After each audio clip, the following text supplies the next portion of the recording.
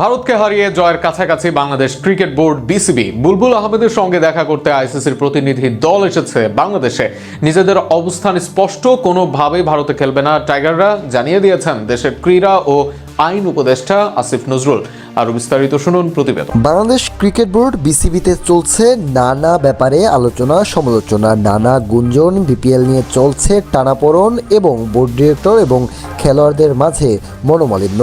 তবে তার আগেই ঘটেছে বড় এক ঘটনা, কেননা আইসিসির কাছে আবদার করেছিল বাংলাদেশ ক্রিকেট বোর্ড যে তারা ভারতে খেলতে চায় না। ভারতীয় ক্রিকেট বোর্ড বিশ্বের সবচেয়ে ক্ষমতাধর বোর্ড। এমন একটা বোর্ডের বিরুদ্ধে অবস্থান নেওয়া বিসিবির জন্য মোটেই সহজ ব্যাপার নয়। তবে বাংলাদেশ সরকারের হস্তক্ষেপে করতে হয়েছে এমনটাই। তবে তার মাঝেই দেশে চলছে অন্য এক টালবাহানা। এবার জানা গিয়েছে আইসিসি থেকে সেই ব্যাপারে একটি প্রতিনিধি দলও বাংলাদেশে এসেছে। এ ব্যাপারে জানিয়েছেন বাংলাদেশের ক্রীড়া উপদেষ্টা আসিফ নজরুল।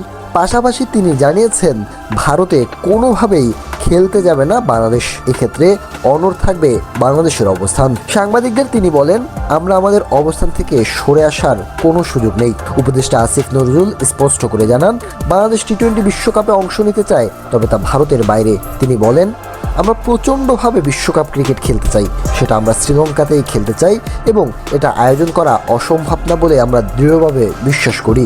এ বিষয়ে আলোচনা করতে আইসিসির একটি প্রতিনিধি দল ইতিমধ্যেই ঢাকা এসেছে। মূলত ভারত ও বাংলাদেশের মধ্যে এমন কোনো সমস্যা ছিল না ক্রিকেটের। তবে সবচেয়ে বড় সমস্যার সৃষ্টি হয় যখন কলকাতা নাইট রাইডার্স 9.2 কোটি রুপিতে মুস্তাফিজুর রহমানকে কিনে এবং উগ্রবাদীদের কারণে তাকে ছাঁটাই করে দেয়। এরপরই জন আকাঙ্ক্ষা মেনে ভারতে না খেলার সিদ্ধান্ত নেয় বাংলাদেশ সরকার।